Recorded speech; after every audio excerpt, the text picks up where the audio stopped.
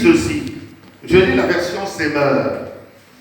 Ecclésiaste chapitre 7, le verset 29. Je lis. Voilà la seule chose que j'ai trouvée. Dieu a fait les hommes droits.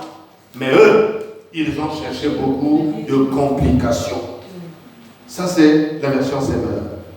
Voilà la seule chose que j'ai trouvée. Dieu a fait les hommes droits. Mais eux, ils ont cherché beaucoup de complications. Lorsque nous lisons ce texte, nous comprenons que c'est nous-mêmes les hommes qui nous compliquons la vie chaque jour.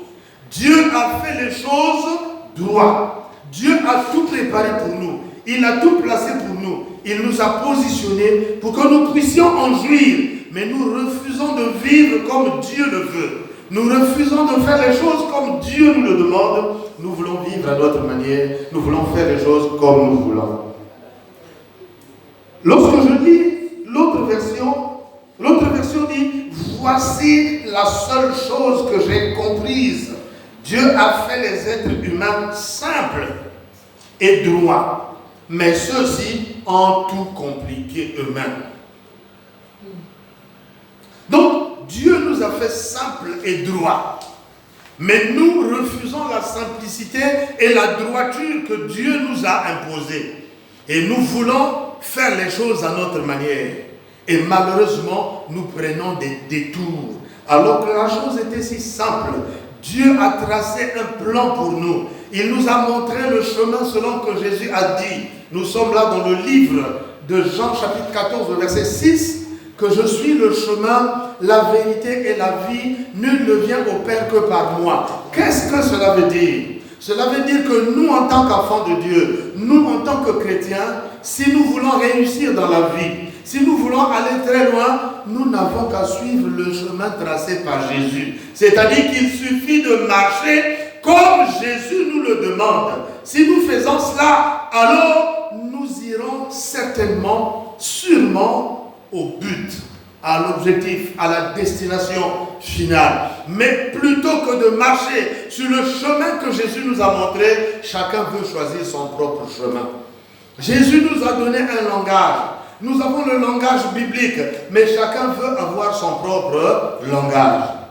Jésus nous a montré le code de la vie. La Bible codifie toute la manière dont l'homme devait vivre sur la terre. Mais l'homme rejette les orientations de Dieu contenues dans la parole de Dieu et l'homme cherche à marcher selon lui. Et ainsi, beaucoup d'hommes cherchent même à corriger Dieu. Beaucoup d'hommes cherchent à corriger Dieu. Et cette situation inquiète beaucoup le Seigneur, mes amis. Le Seigneur s'inquiète beaucoup parce que l'homme devient plus que rebelle. À l'époque, il y avait des rebelles. À l'époque de Sodome et Gomorrhe, il y avait des grands pécheurs. Mais aujourd'hui, le péché s'est accru. Parce que les chrétiens deviennent de plus en plus rebelles. Les chrétiens sont les plus incrédules. Les chrétiens sont les plus rebelles contre la parole de Dieu. Vous allez remarquer que les chrétiens sont les plus têtus. Les chrétiens sont les plus méchants. Les chrétiens se font plus du mal entre eux que les païens. Les païens s'aiment, ils sont solidaires, ils se soutiennent. Nous avons beau nous moquer d'eux, mais les païens posent des actes que nous appelons des œuvres. Ils ont des œuvres. Ils s'aiment et ils prouvent qu'ils s'aiment. Vous voyez des païens qui peuvent se partager une seule cigarette à 4, à 5. Celui-là tire, il donne à l'autre, l'autre aussi tire, et ils se partagent, ils manifestent là l'amour du